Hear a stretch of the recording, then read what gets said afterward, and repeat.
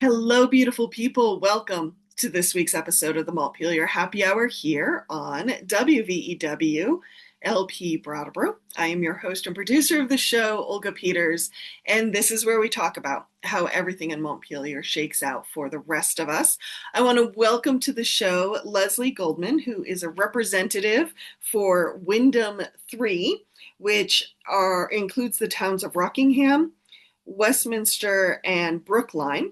And she also serves on the House Committee on Healthcare. So we will be talking a little bit about healthcare in the second half of the show. Hey, Leslie, so glad to see you. It's a real pleasure, Olga. Well, thank you for joining in on this many-week conversation of summing up the session 2025 from the Windham County perspective. So I will start with the question I've been asking all your fellow lawmakers. How did the 2025 session shape up for you, and how does it compare to previous sessions? Yeah, it's a great question. I, of course, came into legislature in 2021. That was COVID. Mm-hmm. So my first year, I sat in this exact spot, looking out this window at the bee balm and the hummingbirds at this, when it was the right time of year. Mm-hmm. Um, and it was, since I knew nothing, that was all I knew. It was very hard because it was hard to develop relationships and talk to people. What Mm-hmm. was interesting is at that time, Representative Bill Lippard was chair of healthcare. Um, but because we were all sitting on Zoom, I had no idea how tall he was. So there were a lot of details about people that we just never knew Mm-hmm. because we were sitting on Zoom the entire time. So Yeah, that no was the one had first year. legs. No one had legs, no one had anything. Um, so that was kind of interesting. And of course, the first 2 years, the first session that I served was pretty much COVID all the time, trying to, create the environment where people could survive COVID.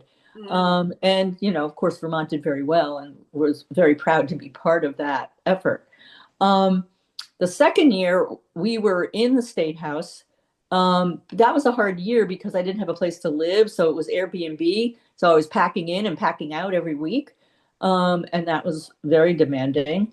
There was no one allowed in the State House except for staff and um, legislators. Mm-hmm. And it was really quiet. But I didn't know it was really quiet. I thought it was the norm. Then, getting into my second term, it went back to its usual self, which was chaos. And I didn't like I found both, the subsequent terms, I didn't like the chaos. I liked the quiet and being able to be thoughtful and form relationships for people who you're working with. So we had very little contact with lobbyists or advocates that they're being called now. And of course, part of, I think, a weakness of our legislature is that we have no staff.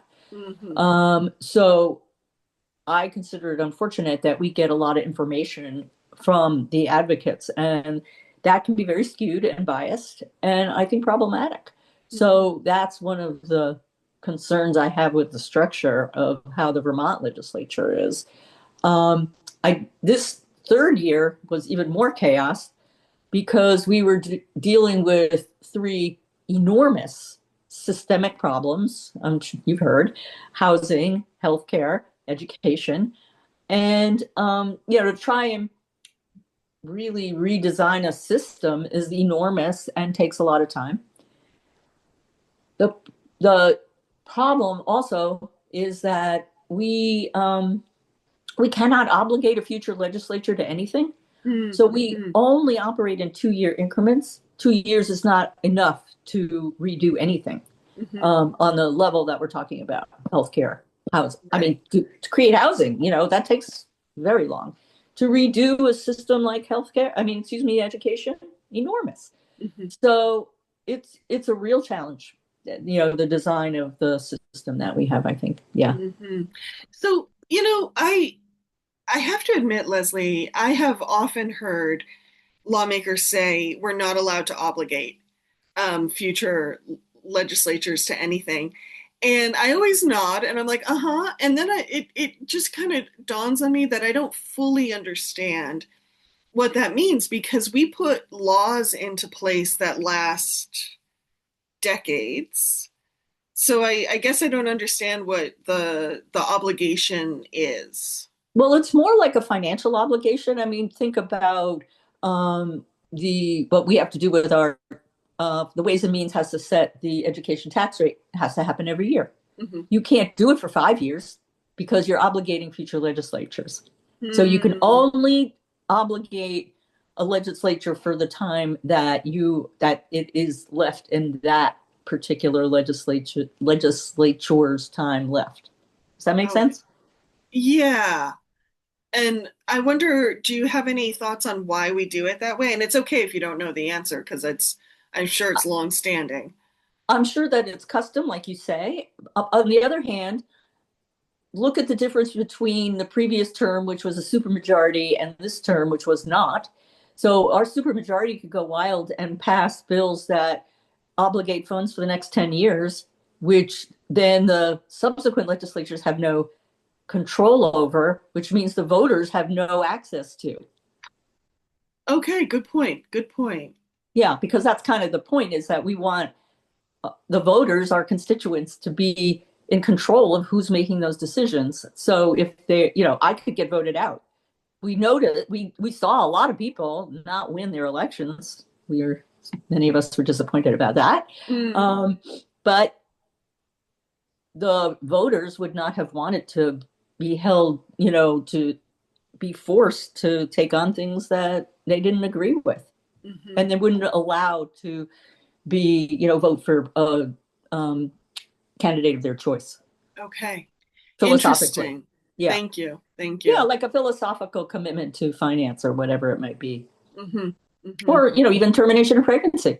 Whatever I don't really know what would. So yeah, I probably shouldn't have brought that up. Never mind. Well, you never know, I think is Yeah. the point you're making. You'll never know Yeah, what yeah. the next round of lawmakers have as Exactly. priorities. Right. That's right. But you also bring in the very good point of some of these big systemic problems need longer term phased in approaches that go beyond 2 years often. Always. Yeah. Which means that it's only phased in 2-year increments, Hmm. which can mean to me what I call a lot of lurching, because this particular set of 2 years was a particular set of lawmakers. The next set of 2 years is an entirely different set of lawmakers, which may have different priorities and goals. Hmm. Hmm. So I we're getting in a little bit to systems a little sooner than I thought we would in the conversation, but because I know you have a background in healthcare, Mm-hmm. and you have experience as a family nurse practitioner for Mm-hmm. primary care, as well as a background and graduate work in systems thinking. Mm-hmm. So I'm kind of getting a little nerdy and excited here. But, given that constraint of 2 years, when you put on like your system thinking hat, where do you see other avenues we could take or other ways we could be designing legislation to maybe balance out those two ends of the poles, the 2 year requirement or the no obligation requirement versus the needing long-term system change? I had a professor in grad school who said every system is perfectly designed to get the results it gets. So when we look at our broken systems, it's because the infrastructure in those systems are getting these broken results. Hmm. It's yeah, it can be pretty challenging. I think that we need to understand that when we do laws, we it's like policy, right? It's the 36,000-foot view of what we as lawmakers want to see happen. But the next part of the process is rulemaking. And the rulemaking process is what really creates the sort of on the ground implementation of the intention of the law. Okay. And rules can change when they get, they can be challenged or they can be found not to be helpful. but that won't be affected by the law as long as it doesn't, sort of go against the law. Mm-hmm. So that's sort of a way that can happen. Yeah. Okay. So Rulemaking is more crucial than we know about. interesting. And Okay. rulemaking is actually done more by the advocates and the exec, because the state, the legislature writes the laws, the executive branch executes the laws, and that's where rulemaking comes in. So this sort of tension between the legislature that we knew last session and the executive branch was obvious in that, It, kind of, yeah. especially in the rulemaking, it sounds like, of different Well, it could policies. be, it takes years, the policies get passed, the rules can take a long time. And then it goes by a legislative committee to be sure the rules are okay, which also can take a really long time. So this whole process is enormously long. Interesting. Yeah. Um, well, I suddenly have new respect for rulemaking. Oh yeah. The rules are crucial. It's sort of like at the not elementary, at the school board level, and I was on the school board for some time. We have the policy, which the school board, which is equivalent to the legislature, and then there's the procedures, and that's the Mhm. same. How do you implement the policy? Yeah. And that's the And same idea. and I'm wondering, there's real wisdom in having the people who need to execute also be involved in the rulemaking because they're also being impacted. But I wonder, are there, I can also see how if the folks who are making the rules maybe don't agree with the policy, or maybe it requires change that they don't want to make. And I'm not laying this on anybody, I'm just using it as a hypothetical. I could see how maybe the rules might not be developed in as effective a way as perhaps might have been the intention. Are there ways, like in this system, the legislature and those making the rules can have any conversations to make sure they're on the same page? Or Not from my experience. The okay. only place that I see that happen is there's this committee called LCAR, legislative something something rules. You'll see it on the website, and that's what I just mentioned, where the rules have to be approved by them Hmm. in order to be implemented. Okay, thank you. Yeah, um it's just my brain is spinning in many different directions. it's very complex, and it's very what's the right word? It's not like, I don't want it to say that it's hidden, but because it's, what's our budget? $8.5 billion in the state of Vermont, something around there. Give or That's a take. lot of, it's a lot of money. It's a Hmm. lot of implementation of that money. How it works in the northern part of the state might be different than the southern part of the state. All those variations need to be taken into account Hmm. when Hmm. implementing, some kind of legislation. Education is a perfect example. What's good in Chittenden County is going to be very different than what might be good in Windham County. Hmm. So, in a way, well, we could talk about education. Um, the work of the education bill, I don't have the number off the top. Oh, 494 is it? It's like the group that's looking at the mapping, that's a really good example of legislation that was very specific. You have to do 3 maps, you have to do it by December, so it was very tight. And so it was in the realm of this legislature. Now, Hmm. if, let's say, what happens that there's no maps that are approved of in the second half of the biennium, which could happen if everyone says this stinks, then have to start from scratch in the next biennium. Hmm. And if we have a whole different legislature.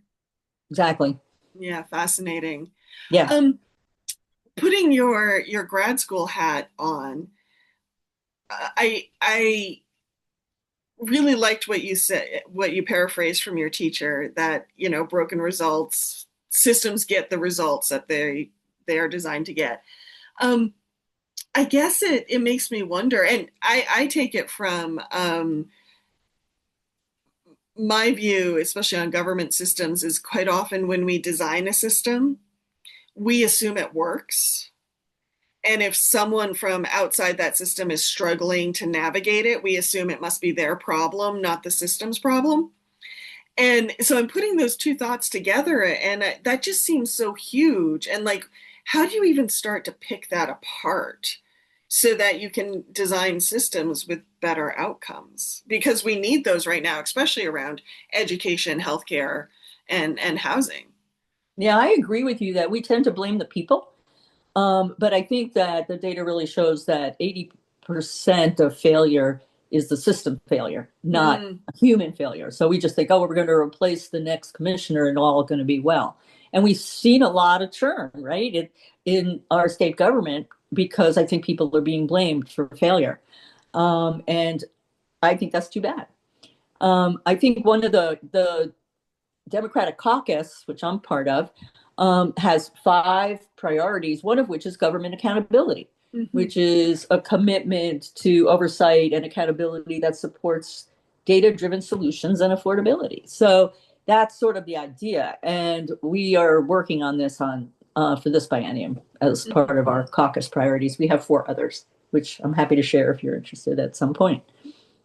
Sounds good. Thank you. Yeah. Um, yeah, so I guess, but my question is, and I don't know if there's an answer, like how do we start designing a system for better outcomes? But you can't start. We can't start, right? Because we already have systems. So they Good have to point. be layered on, right? And or what do you take away and what do it's just really hard Mhm. and requires, well, my frustration, of course, requires long term, a amount of time that is reasonable to get the work done. Um, so yeah, I wish we could start from scratch. I'm not even sure I would want a citizen legislature, but that's a conversation for another time. Or I could, yeah, Yeah, yeah, yeah, no, I would love to hear your thoughts on citizen legislature because you are not the first lawmaker on this show to say we don't have staff. This system may not be working to get Vermonters the laws they need to have, the policy they need to have. Um, I'm hoping, I haven't done it yet, but I'm hoping to reach out to some folks who maybe know a little bit more about the history of our yeah. citizen legislature and to have a different conversation. Um, but that aside, I'd love to hear your thoughts on um, maybe what's not working and how we could make it work better.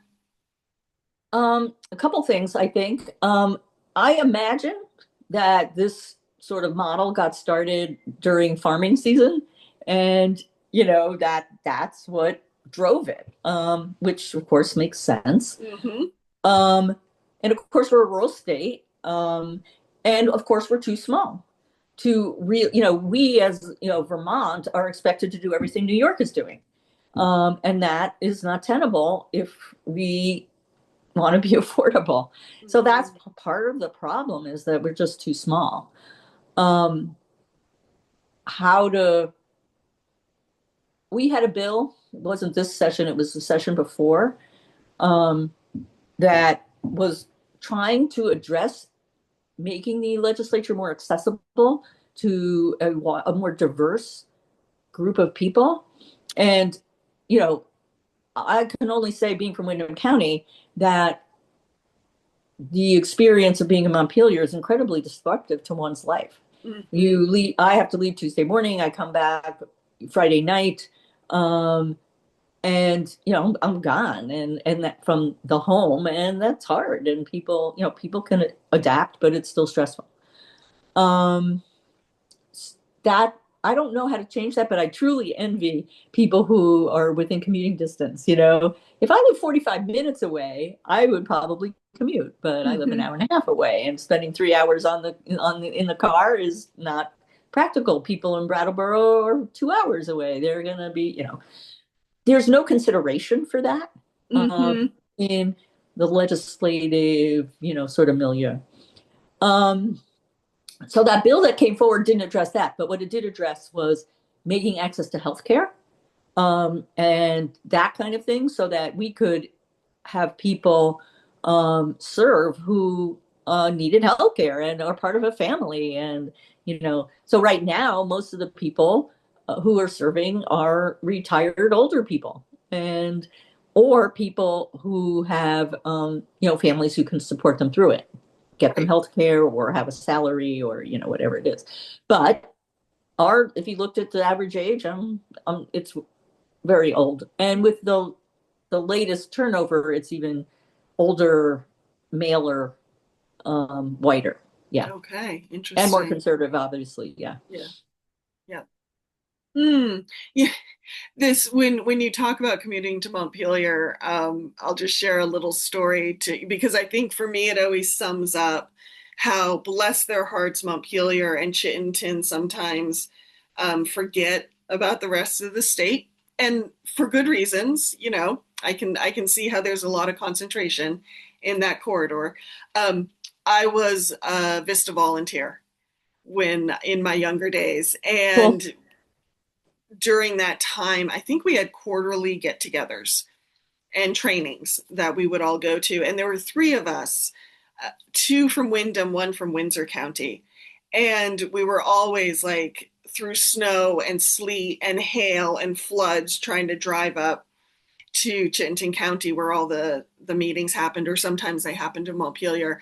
And so we kept saying, do you think you could do something closer? Yeah. Just if anything, so people can see other parts of the state, sort of thing. And we kept advocating for that. And finally they said, you know what, we know we've been meeting mostly in the Burlington area, the leadership said this, so we've decided to come south for you guys. And we said, oh, thank you. And we're thinking south is probably going to be like not that far south, but not Burlington. And they came to Waterbury. Yeah. Oh, exactly. And Exactly. we're like, Incredibly so. wow, that's south. Whoa. Yeah. But for me, it always summarizes that idea of the bubbles we can get into, and especially our geographic bubbles that we can get into. Yeah, I mean the disparity between southern Vermont and northern Vermont is real. I mean, the population center is obviously in Chittenden County, but that's also true Windham County, right? Because what I live in northern Windham County, the whole thing is very different than southern Windham County and Brattleboro. Yes, Totally different. So, yeah, yeah. I'm in the Deerfield Valley, and even though we're still southern Windham, it's not the same as the Brattleboro corridor. mm-mm. Yeah, so true. Yeah, The hub town, so our true. blessed hub town. Yeah, well, we're lucky we have it. I mean, I feel that way about Bellows Falls, which of course is in my district. I want Bellows Falls to be vibrant because it's good for all of us. Yes. We need Chittenden County to be vibrant because it's good for all of us. It's the same thing. But as I say, it's very small. It's a very small state Mm-hmm. that's Yeah. trying to reproduce all the same things. I think that's a very, very good point. Yeah, and um, we don't have the population to support a lot of what we need. No, I don't think we do. Mm-hmm. Yeah. This has been such a great conversation, Leslie. We have just about 5 minutes left before we have to hear from some underwriters. So Okay. I'm curious, given that you went through the upheaval of COVID, as a new lawmaker, and now you've gone through this latest session, which was odd in its own ways. I'm wondering, what are you left sitting with now that this session is over? About do you have any major takeaways or things that you're like, oh, I hope next session, blah, like. Well, I hope next session is easier. I feel like we spent so much time trying to put our fingers in the dikes, and it's just was exhausting. Um, I don't, the education bill and how that unfolded was really difficult Hmm. in the conflict between the House and the Senate. I think, working with the Senate, I'm a House member, I'm allowed to be biased, is awful.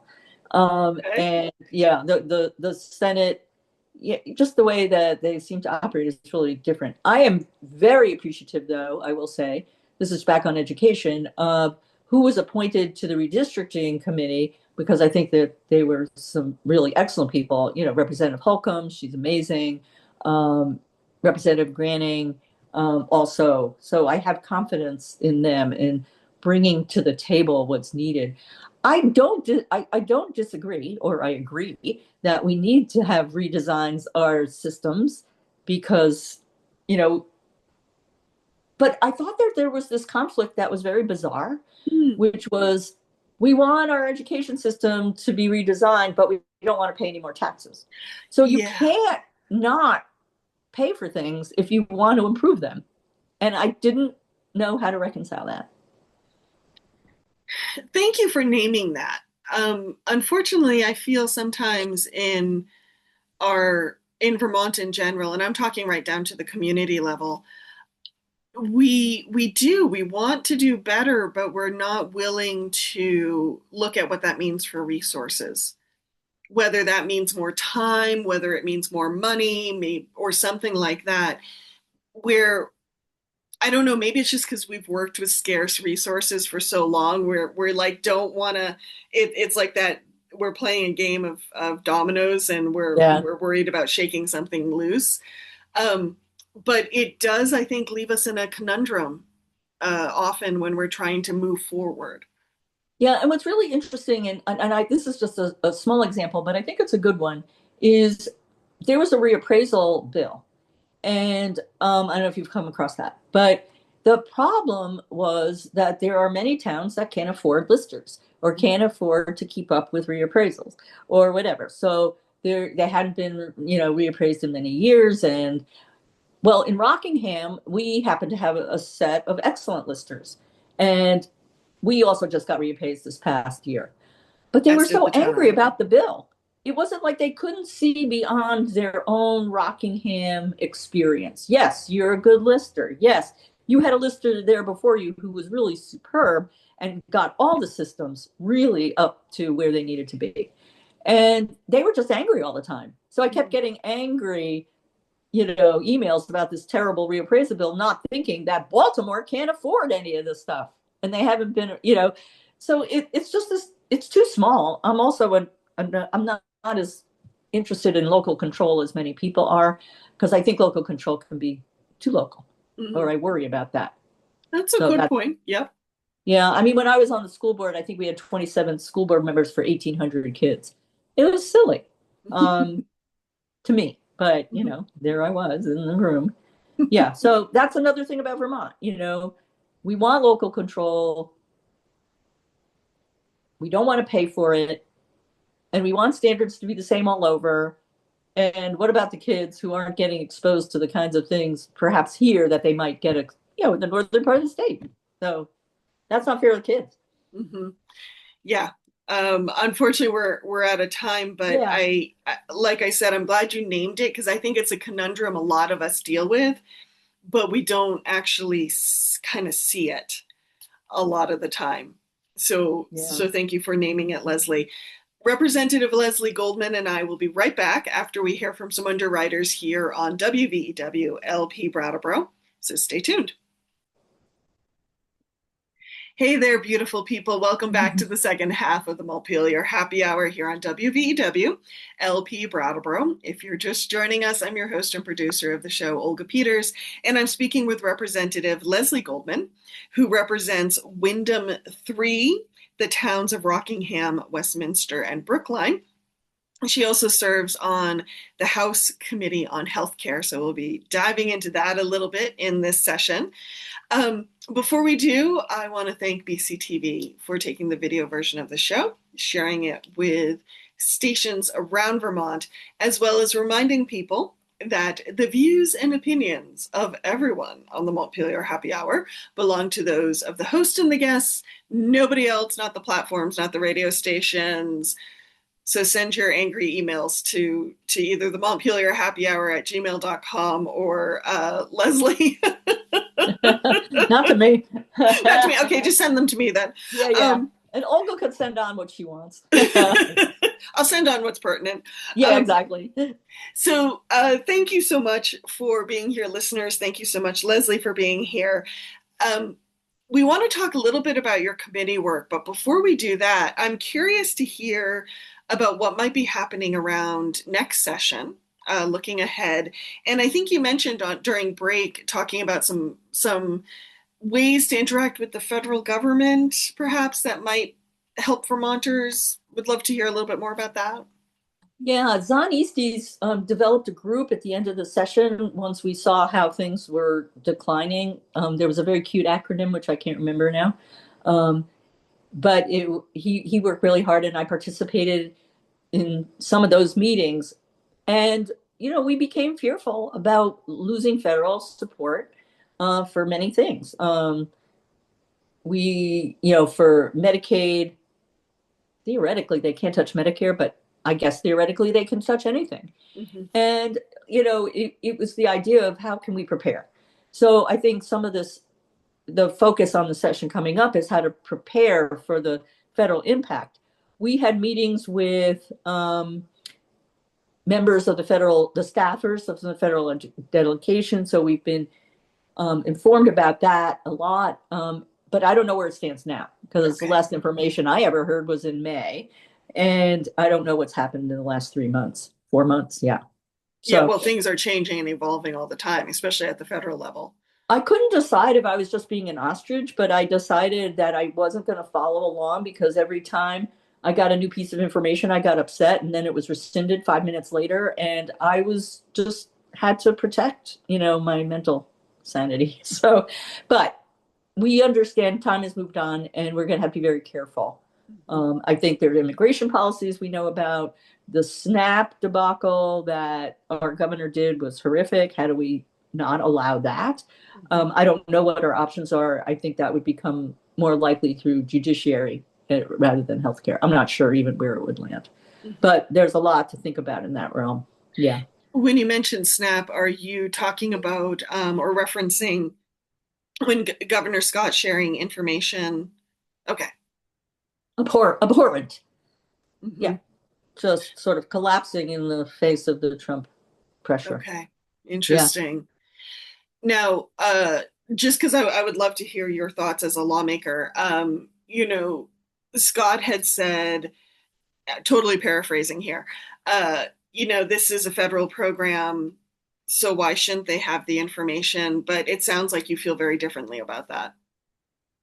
Yeah, it wasn't something that was done before. There's no precedent. Okay.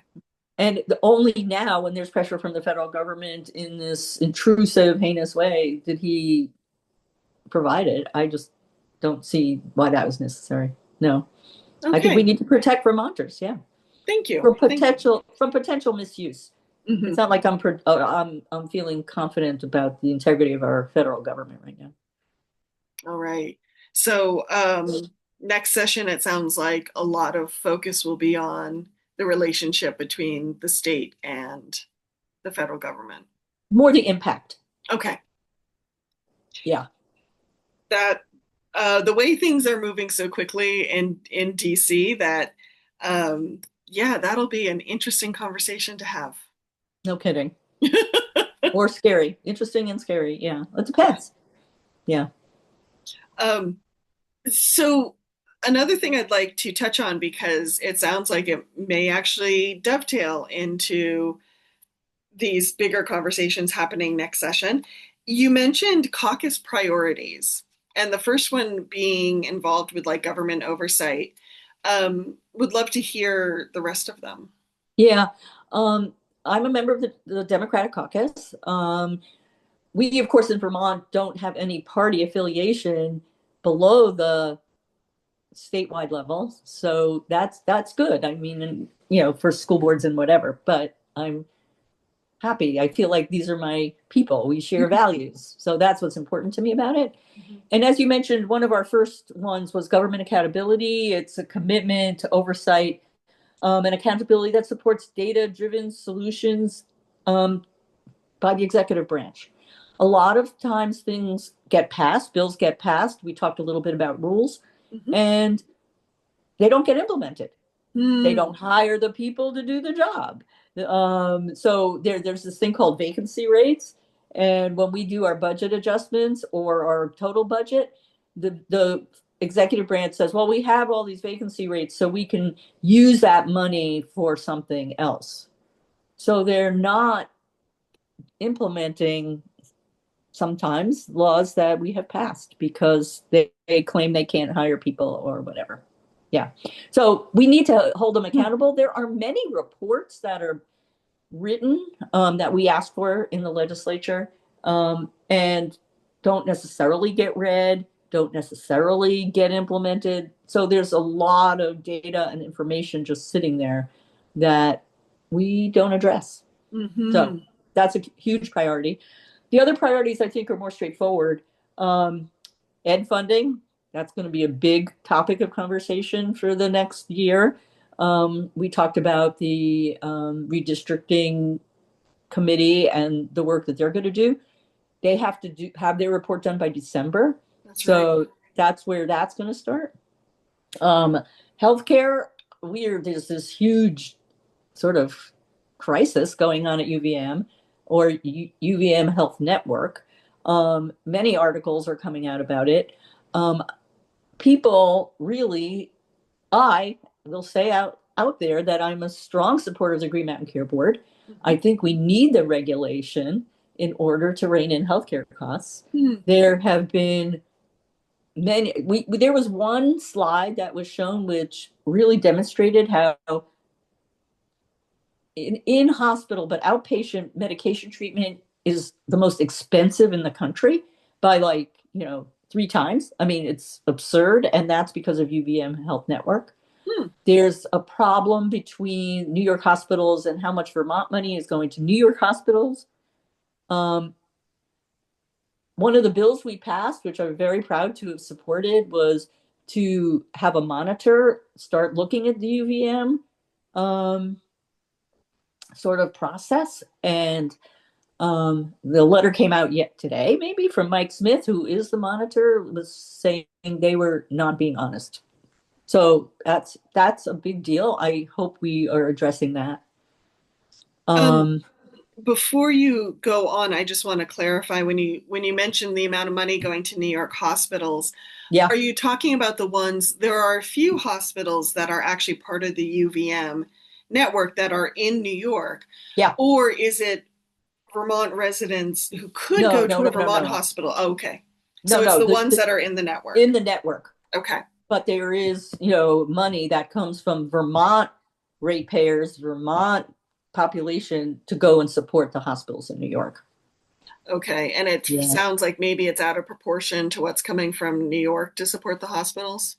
I don't know how you would measure that because I don't think there's any any money coming from New York hospitals. There may be patients coming from, and we'll then bring their payment systems, but I don't think otherwise, no. Okay. Thank you for that clarification. Yeah. Sorry, I interrupted you. No, I'm actually looking for the name of that bill because that was an important bill. We spent a lot of time on it. The monitor bill? Yeah. Yeah. Once again, it was a Green Mountain Care Board bill. While you're looking for it, did you find it? No, not yet. Sorry. Okay. I'll just share that last week I had your colleague, Chris Morrow, on. Oh, yeah. And he was talking, just briefly touched on healthcare. And he was sort of saying how much he noticed a lot of our energy went to education and attention went to education this session, but he's like, it really needs to go to healthcare. Unfortunately, with healthcare, as soon as you start touching on it, you're like in the weeds and people's eyes are glassing over. And so it can be a hard conversation to have, I think was the point he was making, just because it's such a interconnected. And just look at it because it's interconnected with the federal budget too. So Medicare is federal, Medicaid is federal and state funded. So we can't touch Medicare. There's this, what's it called? Blocking on it, but it's self-insured. Like a big company or corporation might just self-insure their whole population. We have no access to any of that data. They may buy an administrative plan through Blue Cross Blue Shield, but Mm. they're not actually insured by Blue Cross Blue Shield. So they're actually self-insured. So they just put this pot of money in. So it's so broken or it's so complex that we can't get our heads around it. So when we talk about commercial insurance, which is Blue Cross Blue Shield, but we're worried about going bankrupt, it's about 70,000 people. It's not a lot of people. It's like, No. I think it's 20% of Vermont. So it's too fragmented. Mm-hmm. It's very Interesting. fragmented. Yeah. Interesting. Yeah. Um, any going back to the caucus priorities, and if you don't find that bill, we can always still link to it in the show notes of this show Yeah. Yeah. I'll see if I so can people find can it. find it. Um, other caucus priorities you wanted to mention? Yeah. So I mentioned ed funding, healthcare, government accountability, and then of course housing is our fourth priority.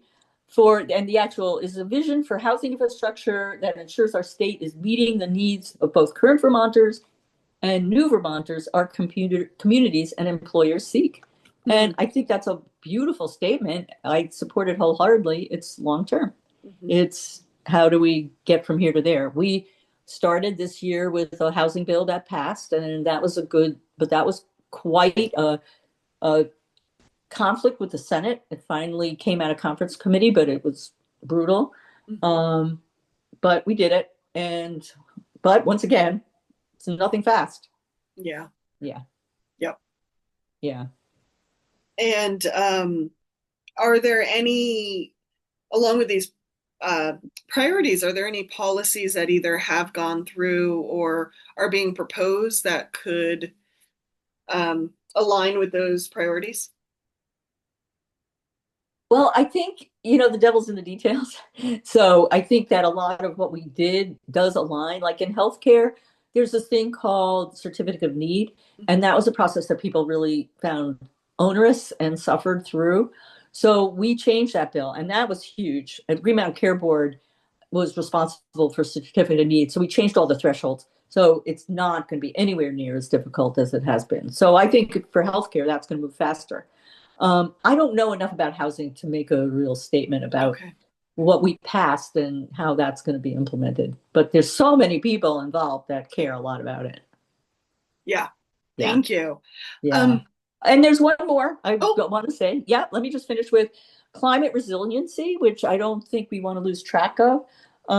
So it's more about communities prepared to meet what the climate gives us. mhm. And that's a big deal. The Global Warming Solutions Act was trying to address some of that. I think we became more conscious of resiliency after the floods 2 years in a row, maybe even three. And so that's important. There is a strong and powerful effort to repeal the Global Warming Solutions Act. So this election coming up and who gets elected is going to be a really important moment for our climate. Mhm. Yeah, just a little note for any viewers and listeners out there who are curious. If you go to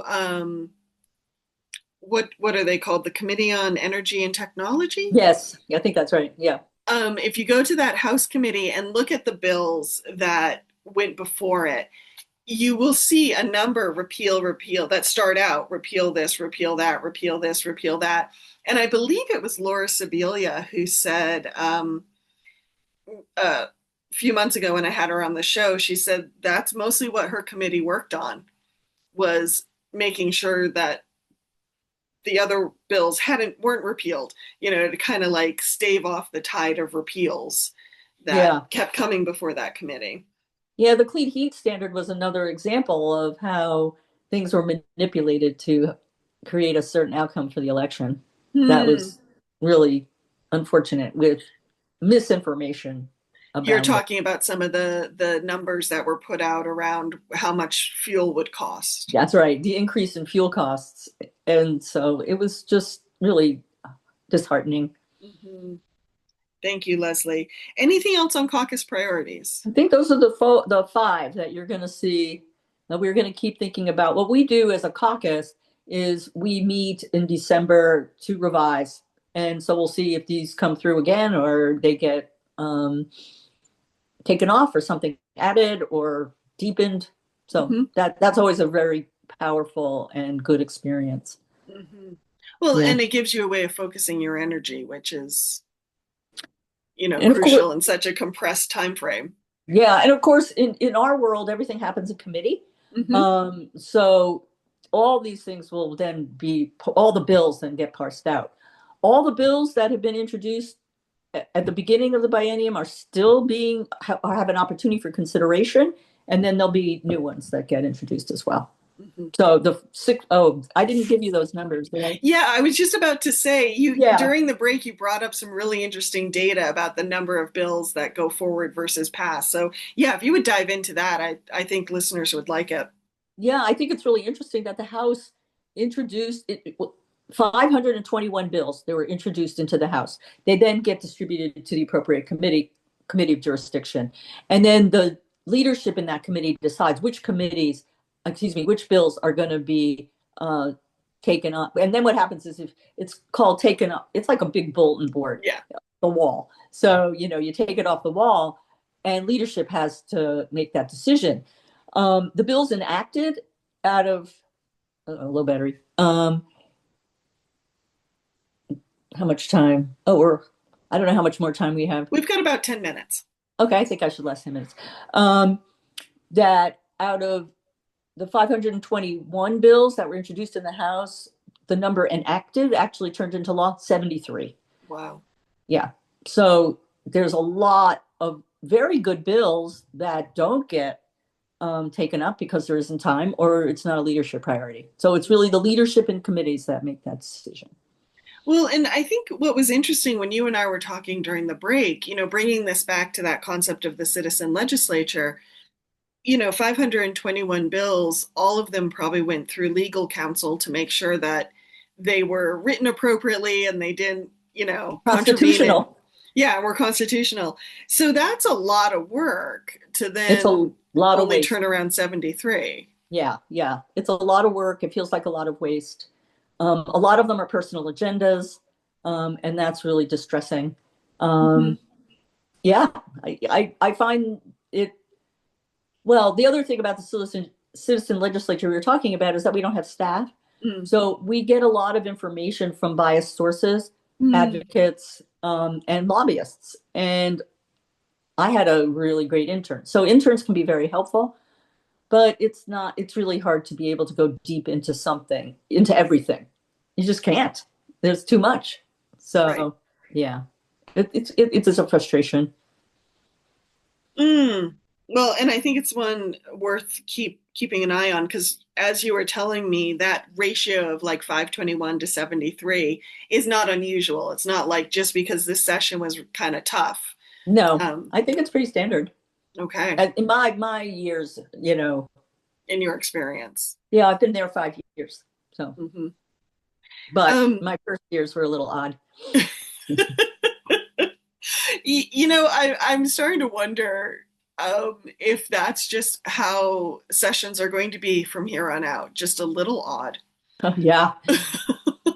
Yes, a lot of people go to, sort of national conferences and they talk to a lot of people and they see how, it works in other places. Oh, you get a full-time staff and you make $80,000 a year. You can do the job in a meaningful way. It's harder for us. Yeah. We have, just over 5 minutes. I'd love to touch quickly on your committee work. I believe there were a couple bills you wanted to mention. One passed is Act 21, which has to do with medical relief. And then I don't think the other one passed, which was H71, which had to do with some oversight in clinical decision making. Yeah, I'll also add in healthcare, we had 45 bills come into our committee and we passed out 15. Okay. So that's not a lot. I mean, out of, it's a lot of work. I think some of the bills that were really important, you mentioned those two, which I'll speak to, but I talked about giving the Green Mountain Care Board more authority over hospital budgeting, because our hospital system, once again, a system is collapsing because, and our commercial insurance, Blue Cross Blue Shield, is facing insolvency because of failure in the system. And giving Green Mountain Care Board more authority to manage budgets, particularly UVM Health Network level, is an attempt to rein things in. Okay. Yeah, and so those passed. That was really important. The medical debt bill, I think, is a really important consumer bill. This was introduced by our treasurer, Mike Pishak. Started in both the House and the Senate, which can happen, and you don't know which side is going to take up. In this case, it happened to be taken up by the Senate. And then, of course, it crosses over to us, and we do our same thing. But it's like the whole thing has to be redone in each chamber. So all the testimony and everything, the witnesses and everything has to be reviewed. But the medical debt bill, bankruptcies right now are frequently because of medical debt. And medical debt is not a choice. You can choose to buy a car and make a stupid decision. You can't choose to get in a car wreck and require hundreds of thousands of dollars of medical care in order to recover. So the medical debt has been really breaking individuals and families. So Mike Pishak, Treasurer Pishak, introduced the bill on the model of Rhode Island. And what's happened is there is a nonprofit that is buying up the debt that hospitals, are holding. So there's a lot of free care and unpaid debt, and hopefully to get it off their books. So it helps the individual consumer, it helps the hospitals. It's a good thing. So that was a very exciting bill to have go through. So that was a good one. Mm-hmm. Very happy that passed. H71 is actually a long name for trying to control having private equity by our hospitals. Yeah. Now in Vermont already there is private equity that's owning nursing homes or long-term care facilities. And what happens, of course, with private equity is they come in and sometimes their intention are not necessarily honorable, and they take the entity and strip it of everything and then sell it and move on. Mm-hmm. This happened in Massachusetts, a big crisis there. So this bill is trying to explore that possibility of having private equity come in and maybe buy some of our hospitals. You may recall that we had an Act 167 report that came out last session. Mm-hmm. That was Bruce Hammery's report. That was a crucial healthcare report. We heard a lot about it, and a lot of what we tried to do was implement the recommendations from that report. It was fairly well documented that 9 out of 13 of our hospitals are in the red. Mm-hmm. And can't really survive under current conditions. It's a system flaw, once again, right? You don't have 9 out of 13 hospitals in the red if the system is healthy. Right. So that just is clear. Some of the recommendations from the Act 167 report was that we have a freestanding birth center and have a licensure available for that. We passed that bill out of healthcare. And so now since the pathway is available, someone who might want to open a freestanding birth center can do so. We've heard about Copley closing. That was a big deal. Closing their birth center. This is actually pretty interesting. The way that it was described in the report is, think about a cardiologist. If you live in a community that requires one cardiologist, well, you can't have one cardiologist because not one person can be on call 24/7, every week. So in order to have a lifestyle that a cardiologist might be willing to entertain in your community, you need 4 cardiologists. Community can't afford 4 cardiologists, nor is there work for 4 cardiologists. So the regionalization is really important. And so there's investigation into how to regionalize things. I'm a big proponent and believer in centers of excellence. Mm-hmm. This also came out of the report. You don't want to go to a place that does 3 hip replacements a year. You want to go to a place that does 300 hip replacements a year, so that if something goes awry, they can say, oh, wait, I saw that before. I know how to fix it. Yeah, seen this, done this. Yeah, yep. So, there's a lot of things that came out of the report was crucial. that are very slowly being implemented. I'm not sure what will happen. I haven't heard of anything yet. But the freestanding birth center is one run by midwives. Hopefully, a group of midwives will want to do that. And hopefully, the reason I bring that up is because Copley couldn't staff 24/7 a birthing center. But off-site help doesn't have to be staffed 24/7 because when someone goes into labor, the midwife shows up. Right. It's not like they're there waiting for that crisis, whatever. So it's a different model. So Interesting. that was a bill that came out of our healthcare committee this year. Okay. And I have to congratulate you, Leslie. You ended like right on time. Oh, perfect. Um, There's so much more to say. It's just amazing that, yeah. well, you're welcome back anytime if there's something specific you'd like to talk about. Yeah. Before we head out, a couple things. Anything you'd like to leave listeners with as we, I feel like we're moving into the downtime of the session.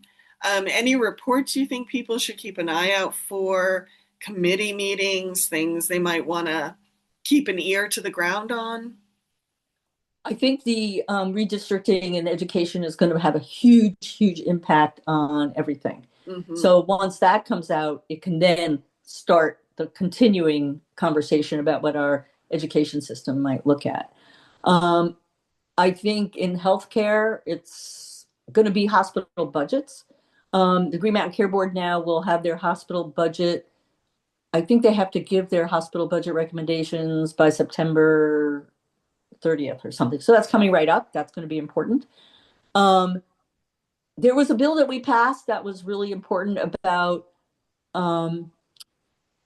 costs of outpatient medicines at hospitals that had to be, curtailed, as I had referred to earlier. So we saw an important reduction in cost to Blue Cross Blue Shield and the commercial Blue Cross Blue Shield because of that bill. That was a crucial bill that we passed. So there's just many different examples.